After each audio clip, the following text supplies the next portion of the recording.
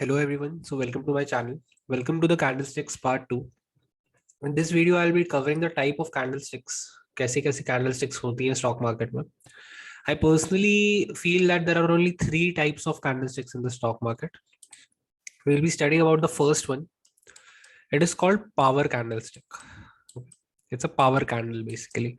People call it Marubozu candle. People call it engulfing candle.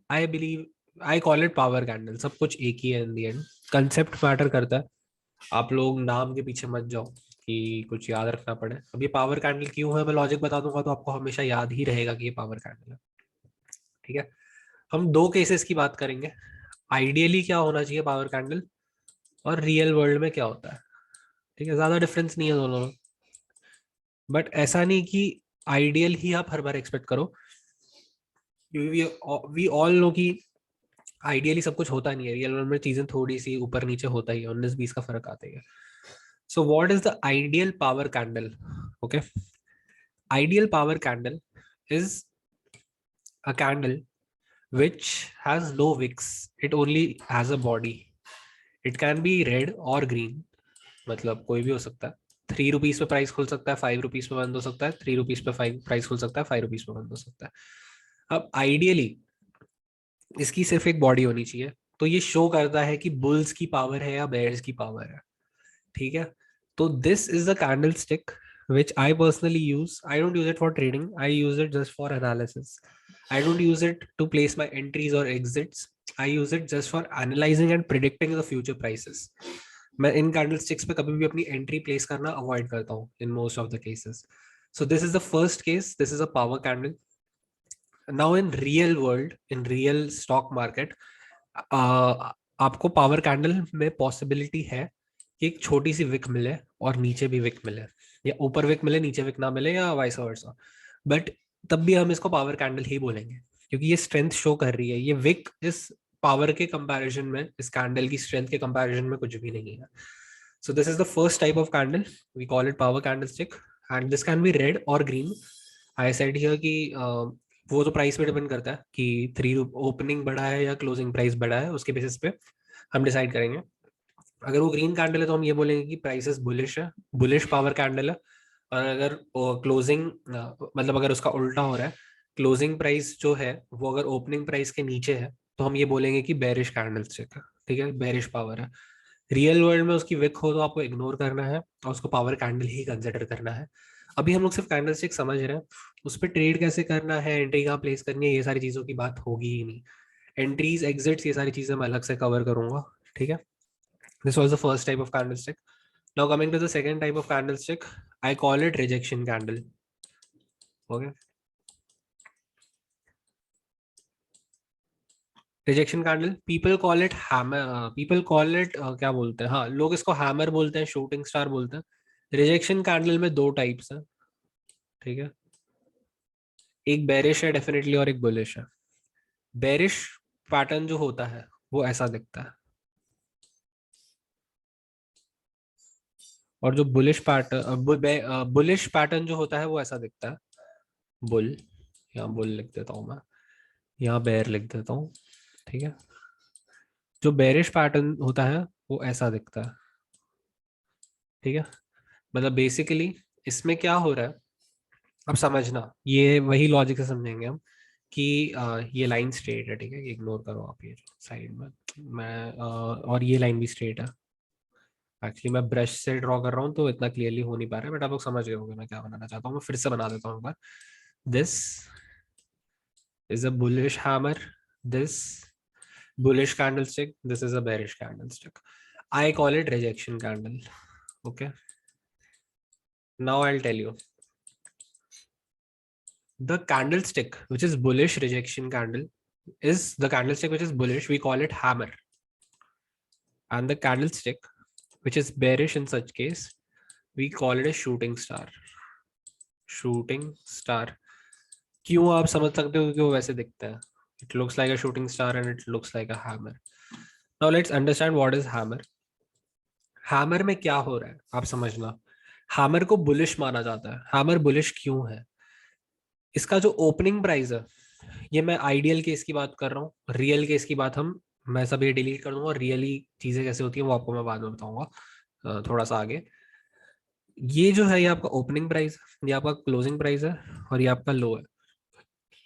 Ideally bullish hammer में, bullish rejection candle में, which is called a hammer, we don't have a upper wick, we don't have an upper wick. The reason is, the reason this is bullish is, now try to visualize, 9 बजे price खुला 2 रुपए पे, 9:30 पे जो आपका price था वो जा चुका था 0.5 रुपीज, और उसकी क्लोजिंग हुई करीब 3 रुपए पे। इसका मतलब क्या है? बुल्स डोमिनेंट है। Am I sounding logical? Bulls dominant है। How bulls are dominant? एक पॉइंट ऑफ टाइम पे मे बी एट 9:30 ये कैंडल कुछ ऐसी दिख रही होगी, जब ये बन रही होगी तभी ऐसी दिख रही होगी ना, बेरिश पावर कैंडल दिख रही होगी। But bulls managed to turn this candle into a bullish hammer, which means that in last half an hour बहुत जोर की बाइंग आई है, या इन लास्ट 10 मिनट्स बहुत जोर की बाइंग आई है, and bulls are dominating. So this is the reason prices are being pushed upwards, and we call it a bullish hammer. Now I will explain it with a concept of buoyancy. Buoyancy मतलब simple words में बता देता हूँ. अगर आप swimming pool में हो, कभी आप अगर गए हो, if you have a floater in your hand, आपके पास एक फ्लोटर है जिस पे आप मतलब काफी लोग एंजॉय करने के लिए फ्लोटर्स वगैरह यूज करते हैं. अगर आप फ्लोटर को पानी के अंदर पुश करते हो, as long as you are pushing the floater and you are keeping your hand above it, it will go into the water. But as soon as you remove your hands, आप notice करना एक चीज, floater बहुत जोर से ऊपर आता है एक पुश के साथ, एंड वो पानी के ऊपर आके बाउंस भी करता है. The reason behind it is buoyant force. We call it buoyancy. So in this case, we, the people who are pushing the floater down, are technically the bears, and the buoyant force is the bull. So buoyant force is definitely more than the force we are exerting on the downside. मतलब हम जितना exert कर रहे हैं definitely उसके बराबर था, इसलिए तब वो नीचे जा रहा था. बट जब हमने वो फोर्स हटा दी तो बॉयंट फोर्स एक्टिव हो गया. तो बेसिकली हम बेयर्स की तरह एक्टिव थे, और नीचे से बुल्स ने पुश किया जो कि बॉयंट फोर्स था, और फ्लोटर ऊपर आ गया, और हमसे ऊपर जाके बाउंस करके फिर वो नीचे आ गया. तो यही आपको समझना है लॉजिकली कि क्या हो रहा है, कि प्राइसेस को नीचे पुश करने की कोशिश की जा रही है बट वो ऊपर आ जा रहा है. ठीक है. So this is the definition of hammer. Now coming to shooting star. A shooting star looks like this. This is called a bearish pattern. Vice versa है सब कुछ. आप मान लो आपके हाथ में एक बॉल है, ठीक है. आपने बॉल को ऊपर फेंका, आपने काफी पावर के साथ फेंका, बॉल 3rd फ्लोर के हाइट तक गई. एज्यूम करते हैं 20 मीटर्स ऊपर गई, ठीक है. 20 मीटर्स तक आपने बॉल को फेंक लिया. बॉल वहां तक ऊपर जाएगी, ठीक है. लेकिन क्या होगा? ग्रेविटी एग्जिस्ट करती है. ग्रेविटी ने बॉल को नीचे पुल किया. आपने अपने शोल्डर लेवल से बॉल को ऊपर फेंका था, और मान लो आप बॉल को कैच नहीं करते हो, बॉल को बस गिरने देते हो ग्राउंड पे. ग्रेविटी ने बॉल को ग्राउंड तक आने दिया, तो बेसिकली आपके शोल्डर लेवल के नीचे बॉल गई. ठीक है.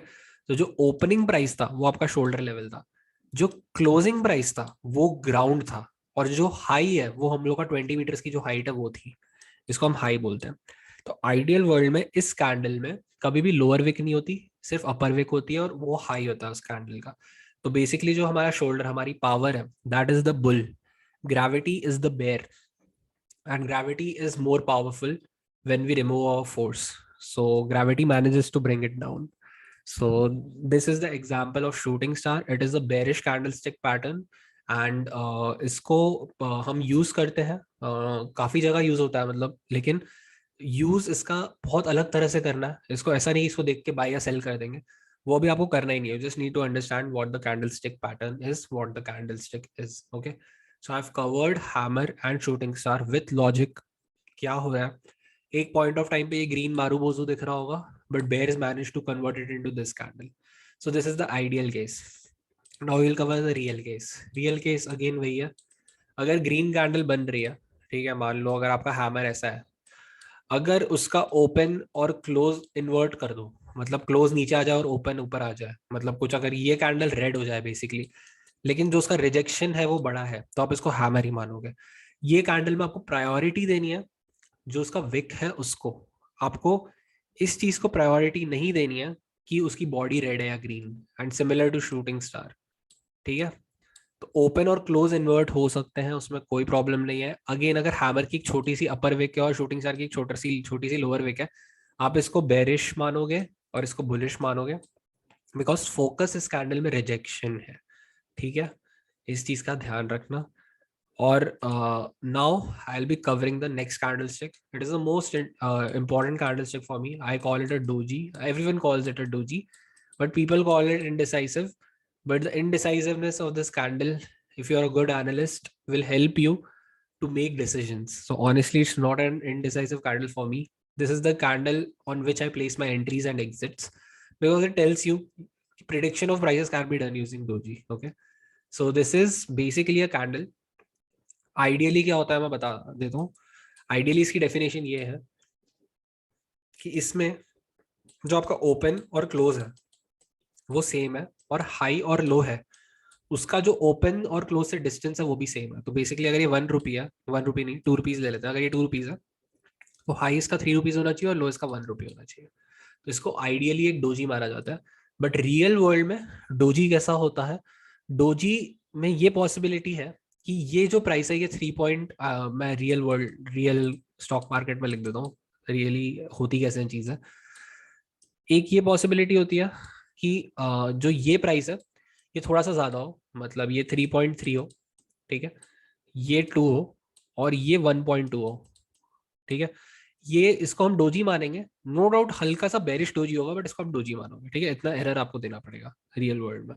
एंड दूसरी चीज, इसमें हो सकता है ओपन और क्लोज में थोड़ा सा डिफरेंस भी हो. मतलब ओपन हो सकता है 2.1 हो और क्लोज हो सकता है 1.9 हो, और वाइस वर्सा 1.9 2.1 भी हो सकता है. तो still it will remain a doji. इसको ट्रेड कैसे करना है अगेन मैं आपको बताऊंगा जब हम लोग ट्रेडिंग करना सीखेंगे तब. अभी हम लोग सिर्फ ये समझ रहे हैं कि कैंडल स्टिक्स क्या है और क्यों होती है. कैंडल स्टिक्स क्यों होती है? सिर्फ एक्सप्रेशन है प्राइसेस का डिफरेंट फॉर्म्स में, और उसको लेके आपको सेंटीमेंट गेज करना है मार्केट का. And depending upon that and many other factors you can place in your trade. Doji is a very very useful candle, I would say. It is a colourless candle. Okay, people have named it in many ways, gravestone doji, doji star, ये वो spinning top doji. आप ignore करो उन सारी चीजों को. आपको concept समझ आ गया ना, तो आपको नाम याद रखने की जरूरत नहीं है, ठीक है. कल को आप अगर ये भी भूल जाओ ना कि डोजी क्या होता है, इट डजंट, डोजी इसको बोलते हैं, इट डजंट मैटर. अगर चार्ट पे देख के पता चल रहा है कि ये कैंडल क्या शो करना चाहती है, आपको याद रखने की जरूरत ही नहीं है कि it's a doji. Okay, so only the logics matter in the end. So this is the part 2 of candlesticks. I'll see you in the next video. Thanks a lot.